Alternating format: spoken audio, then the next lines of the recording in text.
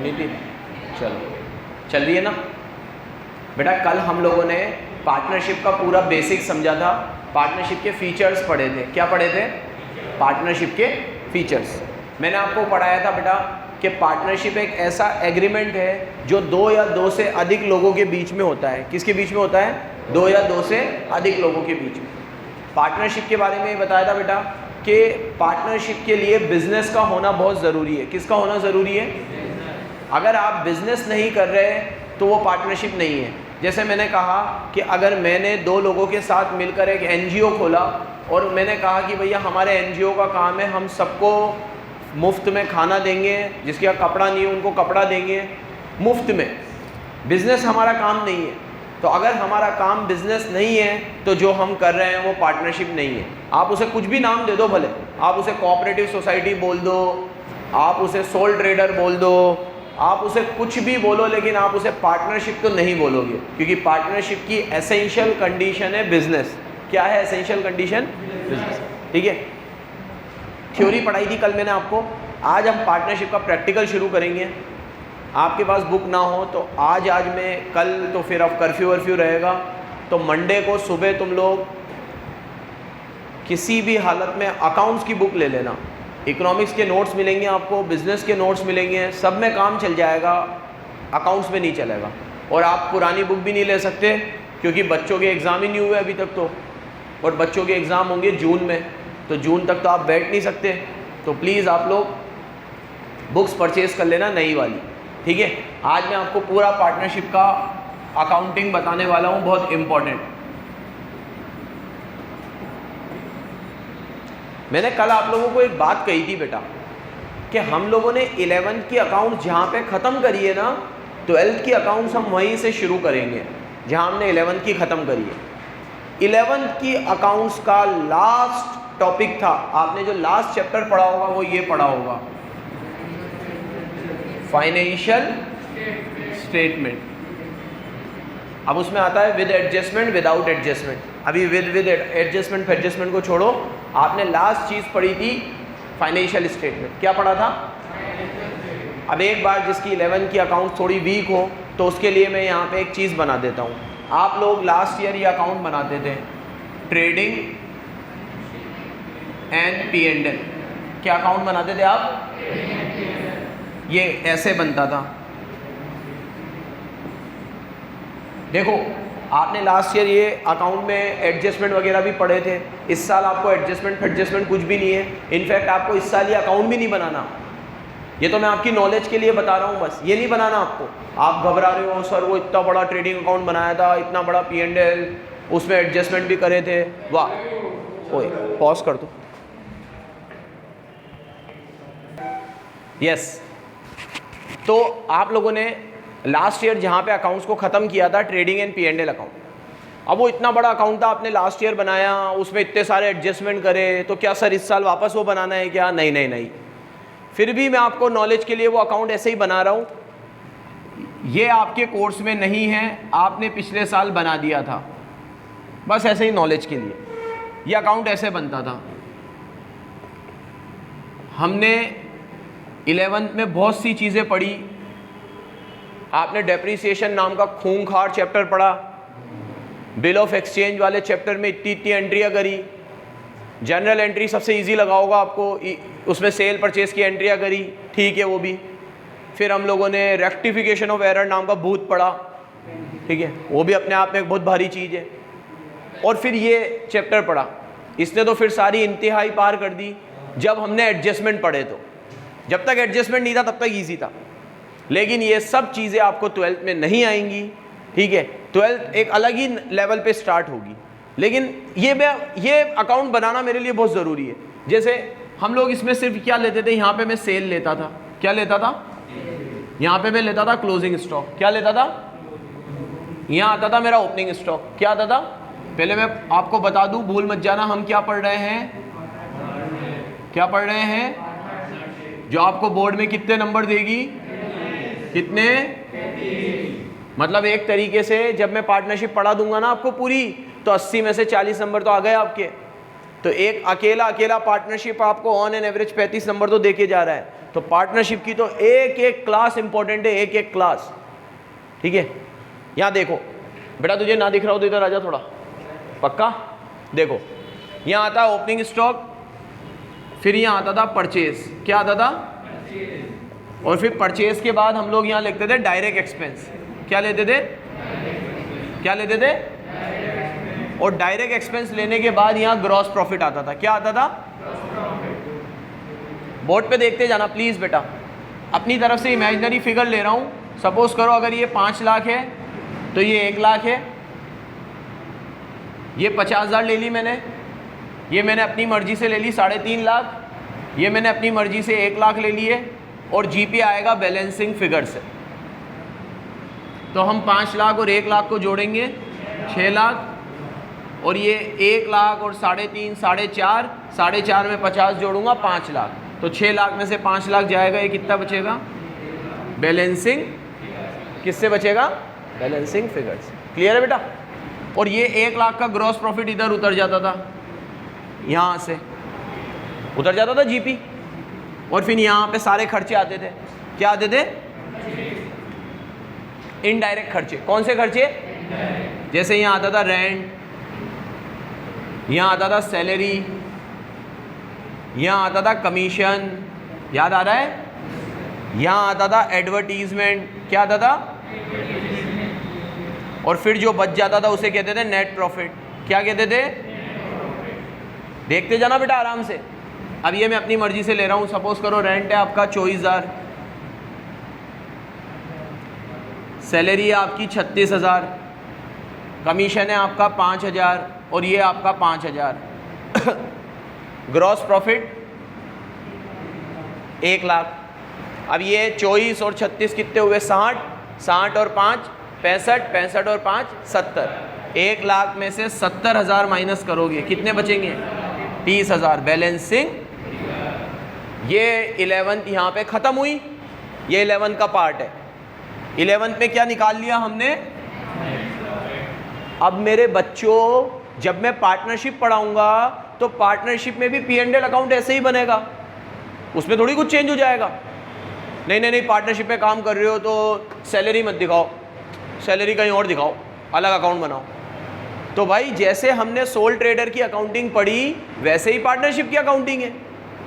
तो पार्टनरशिप में भी बंदा क्या करता है, पहले ट्रेडिंग अकाउंट बनाता है, और ट्रेडिंग अकाउंट बनाने के बाद क्या बनाता है, P&L अकाउंट। क्या बनाता है, तो ये अकाउंट आपने जैसा 11th में बनाया वैसा ही 12th में भी है। तो इसीलिए बोर्ड वालों ने ये डिसीजन लिया कि जब ये चीज़ हमने 11th में पढ़ा दी तो फिर 12th में क्यों पढ़ा है। तो 12th में आपको ट्रेडिंग और P&L दिया ही नहीं, कोर्स में ही नहीं है आपके, क्योंकि ये अकाउंट आप जैसा सोल ट्रेडर के रिस्पेक्ट में बनाते हो वैसा के वैसा ही पार्टनरशिप में भी बनता है। किस में बनता है, समझा पा रहा हूँ मैं। एक बात और सुन लो मेरी, अभी मैंने पिछले 10-15 मिनट में जो भी पढ़ाया ये काफ़ी सारी जगह पे नहीं पढ़ाते, जैसे स्कूल में भी नहीं पढ़ाया होगा। स्कूल में तो क्या ही पढ़ाया होगा, ठीक है। तो दूसरी कोचिंगों की बात करें कहीं पे भी, तो जहाँ से पार्टनरशिप की अकाउंट शुरू होती है ना वहीं से पढ़ा देते हैं। तो फिर बच्चा क्या कड़ी से कड़ी नहीं जोड़ पाता। मेरे लिए ये बताना बहुत ज़रूरी था। अब मैं जो पढ़ाऊँगा वो 12th का है, लेकिन ये बताना बहुत ज़रूरी था कि ट्रेडिंग और P&L अकाउंट जो हमने 11th में बनाया वो पार्टनरशिप वाले भी बनाते हैं, और सेम वैसे ही बनाते हैं, और उनका भी क्या निकलता है, नेट प्रॉफिट। और नेट प्रॉफिट निकलने के बाद 11th ख़त्म, 12th ख़त्म। नेट प्रॉफिट के बाद कुछ भी नहीं होता। सबसे फाइनल चीज़ क्या है, नेट प्रॉफिट। धंधा क्यों करा था मैंने, यही देखने के लिए कि मैं कितना प्रॉफिट कमा रहा हूँ। पता चल गया मैं कितना कमा रहा हूँ, 30,000 रुपये। अब पार्टनरशिप में क्या नया करते हैं वो सुनो, और यहाँ से शुरू होगी आपकी 12th क्लास, ठीक है। 1 मिनट पॉज कर दो बेटा। तो 11th क्लास में हम लोग जब नेट प्रॉफिट निकाल लेते हैं तो पार्टनरशिप में भी नेट प्रॉफिट ऐसे ही निकलता है जैसे 11th क्लास में पढ़ाया गया। नेट प्रॉफिट निकल गया। अब क्योंकि P&L अकाउंट आपके कोर्स में नहीं है तो वो नेट प्रॉफिट आपको खुद क्वेश्चन में निकाल के दे देगा। जैसे अभी मैंने निकाला ना 30,000 रुपये, वो खुद ही बता देगा क्वेश्चन में कि नेट प्रॉफिट 40,000 है, नेट प्रॉफिट 1 लाख है, नेट प्रॉफिट 2 लाख है, नेट प्रॉफिट माइनस में है, सब वो क्वेश्चन में दे देगा। हमें 12th क्लास में पार्टनरशिप में सबसे पहले बनाना पड़ता है P&L एप्रोप्रिएशन अकाउंट। क्या बनाना पड़ता है,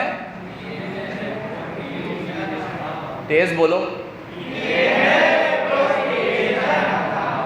ये अकाउंट है जो आपको 12th क्लास में अलग से बनाना पड़ेगा, P&L एप्रोप्रिएशन। ये किसके बाद बनेगा? P&L बनने के।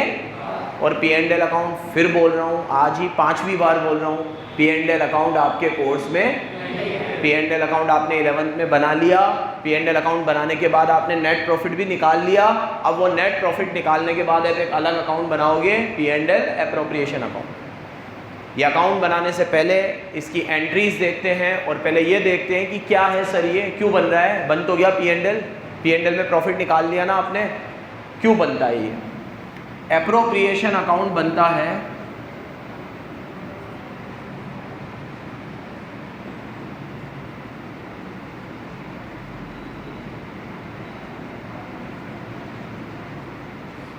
ये अकाउंट बनता है पार्टनर्स और फर्म के ट्रांजैक्शंस को रिकॉर्ड करने के लिए। क्यों बनता है? पार्टनर्स और फर्म के ट्रांजैक्शंस को रिकॉर्ड करने के लिए। Partner Shabbir, Murtaza, Abdeali, firm BCC या मैं, ठीक है। तो हमारी 2 फर्म है, तो अभी अपन एग्जांपल ले BCC, तो ये BCC है और ये 3 पार्टनर है, मुर्तज़ा, अब्देली और शब्बीर। तो अब पार्टनर और फर्म के बीच में जो भी ट्रांजैक्शन होंगे, पार्टनर और वो सारे ट्रांजैक्शन रिकॉर्ड किए जाएंगे एप्रोप्रिएशन में। किस में रिकॉर्ड किए जाएंगे?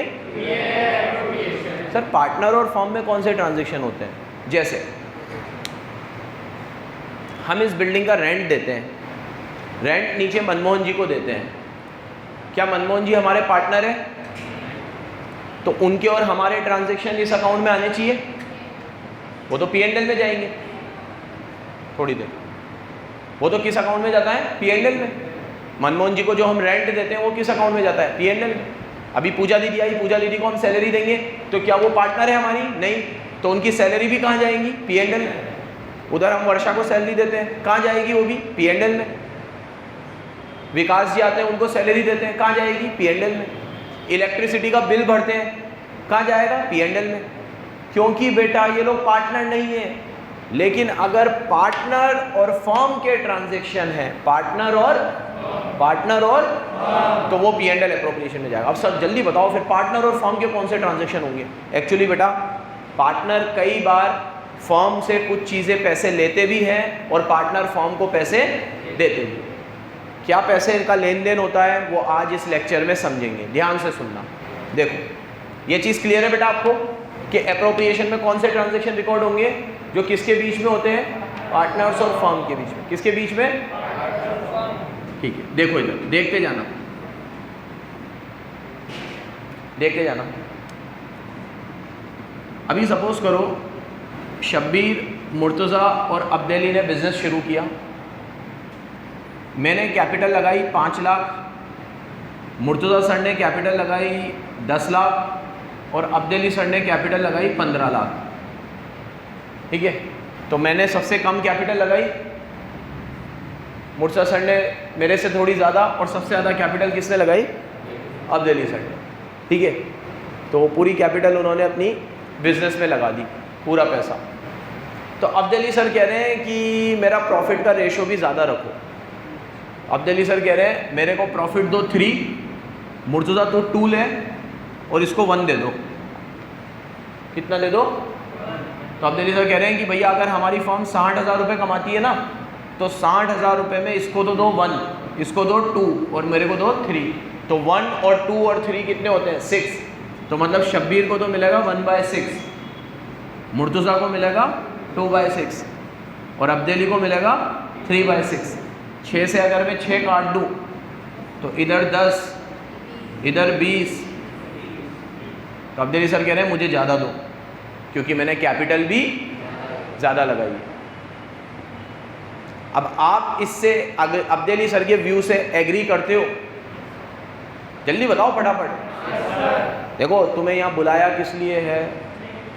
पढ़ने के लिए तो बुलाया ही है, ठीक है, तुम्हें बुलाया है। देखो हमारी आदत है, स्पेशली मेरी, तो इंटरेक्टिव टीचिंग करने की। मैं उस मेथडोलॉजी में बिल्कुल बिलीव नहीं करता कि मैं यहाँ आऊँ, पढ़ाऊँ और चला जाऊँ। मेरे को ऑनलाइन क्लासेस जब हम लेते थे ना पिछले साल, जब वीडियो बनाते थे, तो ऐसा गुस्सा आता था कि एक बैच में 80 बच्चे आए लेकिन 8 बच्चा भी यहाँ आ नहीं सकता, और सब के सब बस देख रहे हैं, ठीक है। और यहाँ अकेले हम लोग वीडियो बनाते रहते थे शुरुआत के 2-3 महीनों में। उसके बाद तो हमने इंसिस्ट करके कुछ लोगों को बुलाया, इंसिस्ट करके, और अभी तुम लोगों को भी इंसिस्ट करके बुलाया कि भैया आओ, रिस्क में भी कोई रिस्क है तो भी, क्योंकि मज़ा तभी आता है जब दोनों तरफ से सवाल जवाब चलते रहे, ठीक है। हाँ, अब बोलो मुझे, तुम लोग अब्देली सर के व्यू से एग्री करते हो? क्योंकि उन्होंने कैपिटल ज़्यादा लगाई है तो उन्हें प्रॉफिट भी ज़्यादा मिलना चाहिए। लेकिन जो हमारा पार्टनरशिप का कानून है ना, वो एग्री नहीं करता। आज अगर सपोज करो मैं क्या बोलूँगा अब्देली सर से, क्या तुम लोग दोनों 8 बजे आते हो, मैं भी सुबह 8 बजे आता हूँ, तुम लोग रात को 9 बजे जाते हो दुकान बंद करके, मैं भी 9 बजे जाता हूँ, अपन सब 12-13 घंटे काम कर रहे हैं, तुम 12 घंटे काम कर रहे हो, तुम्हें 30,000 20,000 और मुझे 10,000, सिर्फ इसलिए क्योंकि मैंने कैपिटल कम लगाई है। ये तो गलत है। आज अगर मैं कैपिटल ना लगाता तो तुम भी मेरे जितनी लगा दो, तो ये बोलेगा कि मैं 5 लगा रहा हूँ, तू भी 5 लगा ले, और तू भी कितने लगा। तो अब्देली और मुर्तज़ा बोलेंगे फिर जो बचे हुए पैसे, जैसे अगर मैं 15 की जगह 5 लगाऊंगा तो 10 लाख रुपए शॉर्ट हुए, ये 10 की जगह 5 लगाएगा तो 5 शॉर्ट हुए, तो 5 और 10 कितने हुए? 15। तो फिर बाकी के 15 लाख कहाँ से लाएंगे? मैंने कहा लोन ले लो। तो वो 15 लाख रुपए का अगर हम लोन लेंगे, क्या लेंगे? लोन। तो लोन पे क्या देना पड़ेगा? क्या देना पड़ेगा? क्या? तो मैं इनसे बोलूँगा जब लोन पे इंटरेस्ट देंगे तो तुम भी इंटरेस्ट ले लो, प्रॉफिट क्यों मांग रहे हो? प्रॉफिट तो गलत है, प्रॉफिट तो तीनों को बराबर मिलना चाहिए क्योंकि काम तीनों बराबर कर रहे हैं। अगर तुम्हें ये लग रहा है कि तुमने ज़्यादा कैपिटल लगाई है तो तुम कैपिटल पे इंटरेस्ट ले लो। क्या ले लो? तो यहाँ से कंसेप्ट निकल कर आया इंटरेस्ट ऑन कैपिटल। क्या कंसेप्ट निकल कर आया? क्या निकल कर आया? मैं तुम्हें पढ़ा रहा हूँ एप्रोप्रिएशन। एप्रोप्रिएशन में वो ट्रांजैक्शन रिकॉर्ड होते हैं जो किसके बीच में होते हैं? फर्म और। अब मेरे बच्चों ध्यान से सुनना, फर्म पार्टनर को जो सबसे पहली चीज़ देता है वो देता है इंटरेस्ट ऑन। तो ये पूरी रामायण मैंने तुम्हें गाई बस ये सिखाने के लिए कि इंटरेस्ट ऑन कैपिटल क्यों दिया जाता है। लॉजिक समझ में आया? लॉजिक, कोई बंदा ज़्यादा कैपिटल लगा रहा है, कोई कम लगा रहा है, जो ज़्यादा कैपिटल लगा रहा है वो डिस्करेज ना हो।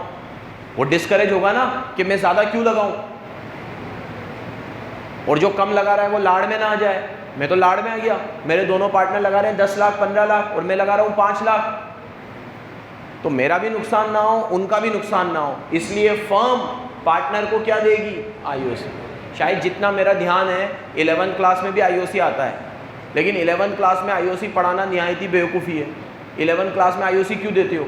आईओसी का कंसेप्ट तो 12th में आता है। क्यों?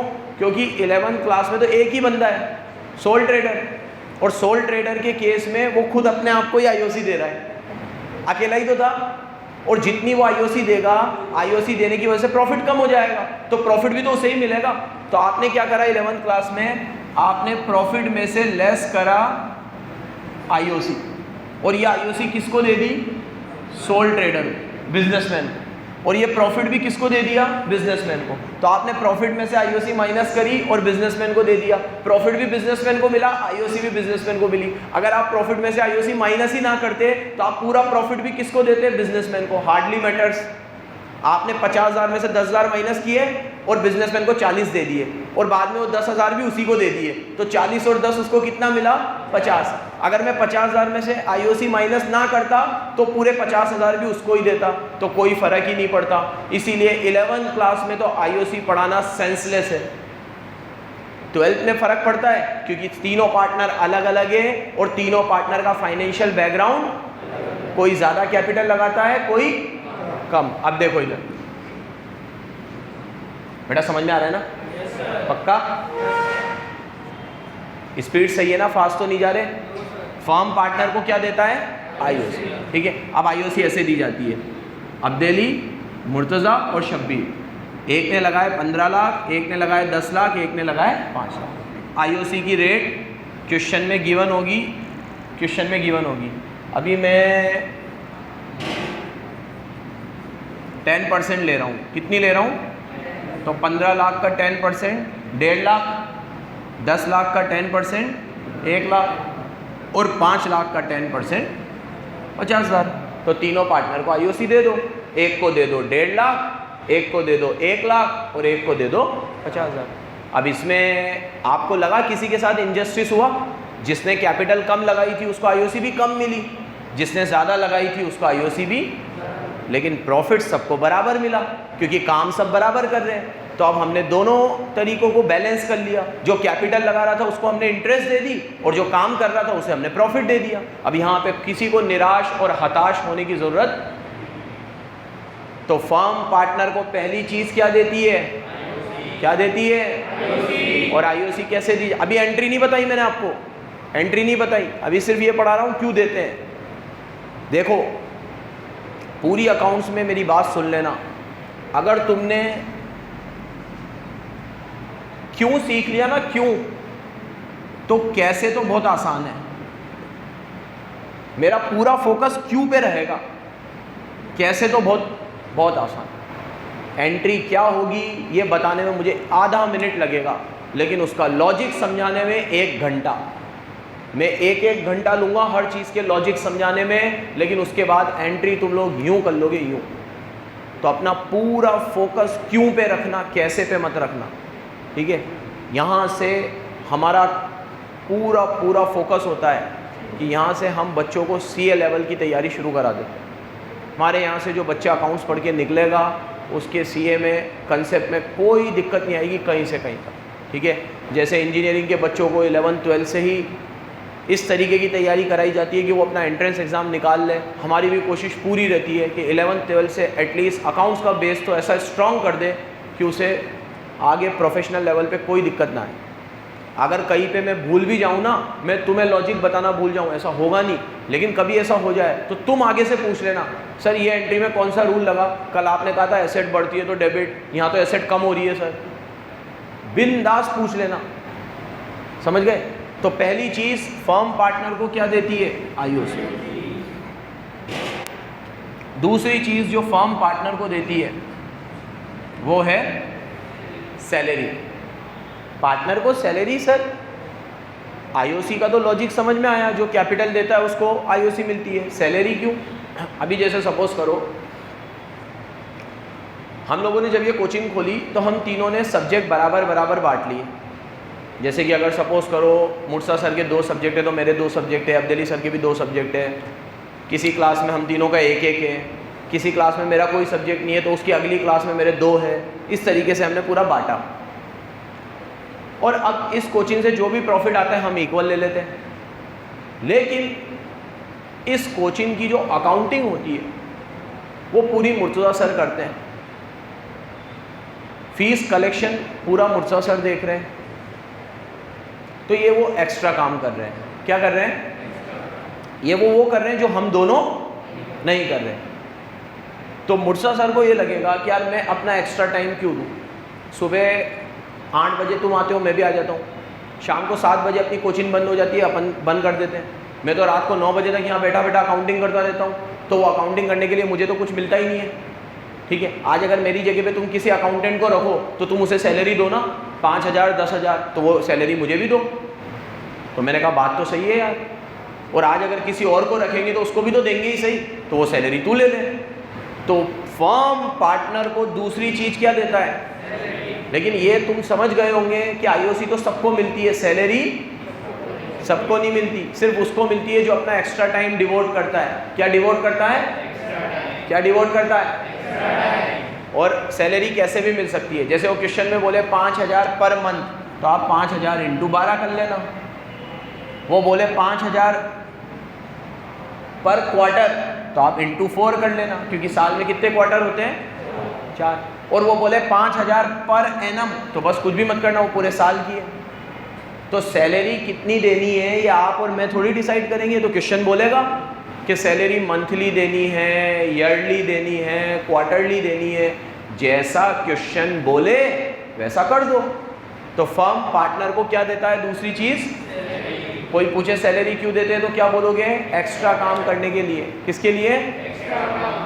एक्स्ट्रा काम आपके पार्ट ऑफ कोर्स में नहीं होना चाहिए। जैसे आज मैं आपकी कोई एक्स्ट्रा क्लास ले रहा हूँ और मैं बोल रहा हूँ मेरे को सैलरी दो, मैंने एक्स्ट्रा क्लास ली, तो भाई क्लास भी तो तू ही ले रहा था, तो उस क्लास की एक्स्ट्रा क्लास भी तो तू ही लेगा। ये बैच किसका है? ये 12th क्लास का बैच मेरा है ना, तो कल तुम्हें कोई डाउट आते हैं तो इसकी रिस्पॉन्सिबिलिटी मेरी है। 11th क्लास को कोई डाउट आते तो उसकी रिस्पॉन्सिबिलिटी मुर्तज़ा और अब्देली की है। तो उस क्लास की एक्स्ट्रा क्लास भी वो लोग लेंगे और तुम्हारी एक्स्ट्रा क्लास मैं लूँगा। अब कल कोई नया बच्चा आएगा, उसको ये सब पढ़ाना पड़ेगा पहले, तो मैं अलग से पढ़ाऊँगा, तो उसकी कोई मैं सैलरी नहीं मांगूंगा। It is part of my job, it is, ये तो मेरा काम है। मुर्तज़ा सर को सैलरी क्यों दी वो समझ में आई ना? क्योंकि पढ़ाने के अलावा भी वो एक और काम कर रहे हैं जो हम दोनों नहीं कर रहे। समझ में आया? तो एक फर्म पार्टनर को क्या देती है? आईओसी, दूसरी सैलरी। ठीक है, एक और चीज पढ़ा के छोड़ रहा हूं बस। एक फर्म पार्टनर को तीसरी चीज देती है कमीशन। क्या देती है? कमीशन क्यों देते हैं बेटा? कई बार ऐसा होता है कि कुछ पार्टनर्स की मार्केट में कमांड अच्छी होती है, तो वो अपनी तरफ क्लाइंट को खींच के लाता है, तो वो उसका कमीशन मांगता है। जैसे अभी दोनों गर्ल्स है, श्रुति और एक और कौन है? शिवानी। श्रुति और शिवानी ने, सपोज करो श्रुति और शिवानी ने पार्टनरशिप में एक ब्यूटी पार्लर खोला। क्या खोला? इसमें ये लोग सबकी पुताई करते थे, मतलब चेहरे पे बढ़िया। ठीक है, तो इनका ब्यूटी पार्लर था, उन्होंने कहा भैया हम दोनों खोलते हैं। ठीक है, अब दोनों सुबह 8 बजे आके पुताई करते थे सबकी और शाम तक बढ़िया चमका के भेजते थे जिसको भी भेजते थे। अब ये श्रुति की क्या थी कि श्रुति की थोड़ी मार्केटिंग टेक्निक अच्छी थी। अभी जैसे इसके यहाँ कोई भी बुआ वगैरह आती तो ये बुआ आपका चेहरा कितना ख़राब हो रहा है, आओ मैं सही करवा देती हूँ, अपना ब्यूटी पार्लर है। ठीक है, तो श्रुति ले जाती, उनको पुताई उताई करवा के ले आती। फिर कोई भी मिलता है इसको, क्लास में भी कोई मिलता, अबे तेरा चेहरा कितना ख़राब हो रहा है यार, ठीक है कितना ख़राब, देख इसका कितना अच्छा है, ये कल हमारे यहाँ आई थी, चल तू भी। ठीक है, तो ऐसे करके श्रुति बहुत सारे कस्टमर्स को अपने ब्यूटी पार्लर में लेकर आई। तो श्रुति ने कहा कि ये मैं एक्स्ट्रा कर रही हूँ, इसका मुझे क्या चाहिए? कमीशन। शिवांगी ने कहा क्यों, मैं भी तो काम करती हूँ। तो श्रुति ने कहा देख, एक बार कस्टमर अपनी दुकान पे आ गया तो दोनों मिलके करते हैं। ठीक है, तू भी क्रीम पाउडर लगाती है, मैं भी लगाती हूँ। ठीक है, थोड़े बाल तू सही करती है, थोड़े मैं करती हूँ। ठीक है, वो अपन दोनों कर रहे हैं, लेकिन कस्टमर को दुकान तक लाने तक का काम तो मैं कर रही हूँ। कस्टमर डायरेक्ट आ जाए तो ठीक है, लेकिन उसको कन्विंस करने का काम मैं कर रही हूँ, तो उसके लिए मेरे को थोड़ा बहुत क्या चाहिए? कमीशन। तो फर्म पार्टनर को तीसरी चीज क्या देता है? क्या देता है? और फर्म पार्टनर को चौथी चीज देता है, ये तो देगा ही, प्रॉफिट तो देगा ही। फर्म ने जो भी प्रॉफिट कमाया वो किसका है? पार्टनर का। आज ये बीसीसी जो भी प्रॉफिट कमाएगी वो किसका है? पार्टनर का ही है ना। मेरा, मुर्तज़ा और अब्देली का है ना, नीचे मनमोहन जी को दे दे ये लो प्रॉफिट। ठीक है, मनमोहन जी को तो क्या दे रहे हैं हम? रेंट दे रहे हैं, रेंट। क्या दे रहे हैं? रेंट। क्या दे रहे हैं? इस कोचिंग का प्रॉफिट किसका है? हम तीनों का। तो फर्म पार्टनर को चौथी चीज क्या देती है? प्रॉफिट। बेटा समझ में आया? मैं तुम्हें क्या क्या पढ़ा रहा हूँ? बेसिक मत भूल जाना, मैं तुम्हें पढ़ा रहा हूँ P&L। हालांकि इसका फॉर्मेट नहीं बताया अभी मैं समझा रहा हूँ इस अकाउंट में क्या क्या आ सकता है। मैंने कहा इसमें वो चीज़ें आएंगी जो फर्म और पार्टनर के बीच में हो। किसके बीच में हो? तो फर्म पार्टनर को क्या क्या दे सकता है? आईओसी, सैलरी, कमीशन और प्रॉफिट। अब एक सवाल मैं आपसे पूछता हूँ, तू बता बेटा कुछ सही। सपोज कर ये बिल्डिंग मेरी होती, किसकी होती? मेरी। आमीन तो बोलो। ठीक है, तो अगर ये बिल्डिंग मेरी होती और ये 50,000 रुपये किराया है, तो ये बीसीसी ये 50,000 रुपये शब्बीर को देती रेंट, तो वो P&L अप्रोप्रिएशन में आता कि नहीं आता? बिल्डिंग मेरी होती और मेरे को रेंट देते, आता कि नहीं आता? जल्दी बता। आता, आता, तू बता बेटा। बेटा तेरा नाम क्या है? आरुष। आरुष समझ में आ रहा है बेटा? हाँ 5 मिनट 5 मिनट 5 मिनट छोड़ दिया बस 5 मिनट। हाँ हाँ बेटा आरुष, आता कि नहीं आता? आता। तू बता शिवानी? आता। शिवांगी, श्रुति? आता। किसी का कोई और व्यू है? कोई ये कह रहा है कि नहीं आता? आता? चलो सुनो मेरी बात, ये P&L एप्रोप्रिएशन में नहीं आएगा। क्यों बता रहा हूँ, क्यों पे तो मेरे से तो क्यों पे ही चर्चा करेंगे अपन। देखो क्यों, क्योंकि बेटा BCC जो रेंट दे रहा है वो शब्बीर को नहीं दे रहा, बिल्डिंग को दे रहा है और वो रेंट फिक्स है। आज अगर BCC कहीं और भी काम करती तो उसको उस बिल्डिंग का रेंट तो देना ही पड़ता। अब वो बिल्डिंग अनफॉर्चुनेटली मेरी है तो रेंट मुझे देना पड़ रहा है। तो आप रेंट शब्बीर को थोड़ी दे रहे हो, पार्टनर को थोड़ी दे रहे हो। पार्टनर को तो आपने IOC दी, सैलरी दी, प्रॉफिट दिया, रेंट तो आप बिल्डिंग पे दे रहे हो। तो कई बार क्या होता है कि बच्चा वो वर्ड को पकड़ लेता है कि फर्म और पार्टनर के बीच में जो भी होगा वो एप्रोप्रिएशन में आएगा। ये फर्म और पार्टनर का ट्रांजेक्शन है ही नहीं, ये फर्म और बिल्डिंग का ट्रांजेक्शन है। आप बताओ मुझे, आपने रेंट मुझे देख के दिया कि बिल्डिंग देख के दी? बताओ मुझे, क्या देख के दी? तो आपने रेंट तो बिल्डिंग को दिया है और आपको तो ऐसे ही पहचान जाना चाहिए था कि ये रेंट तो हम 11th क्लास से किस में ले रहे हैं। तो फिर 11th में गलत थोड़ी पढ़ाया मूर्छा सर ने। अगर आप ये कह रहे हो कि रेंट एप्रोप्रिएशन में आएगा तो 11th क्लास में ये क्यों पढ़ाया गया कि रेंट P&L में आएगा? ये ऐसा कहा था अभी तो P&L में पढ़ लो, फिर 12th में असली वाली बात बताएंगे, अभी नकली पढ़ लो। तो 11th में जो पढ़ा था वो सही था, 12th में भी यही पढ़ेंगे कि रेंट हमेशा किस में आता है? P&L। भले आप वो शब्बीर को दो, मुर्तुज़ा को रेंट दो, मनमोहन जी को रेंट दो, या नरेंद्र मोदी जी को रेंट दो, या भारत के प्रेसिडेंट को रेंट दो, रेंट हमेशा P&L की आइटम है। किसकी आइटम है? क्योंकि रेंट हमेशा बिल्डिंग पे देते हो। किस पे देते हो? अब याद रखोगे बेटा कि रेंट किस में आएगा? P&L। किस में नहीं आएगा? एप्रोप्रिएशन में नहीं आएगा। ठीक है, ये समझ में आया? कल कंटिन्यू करेंगे बाकी। धन्यवाद बेटा। बेटा बेटा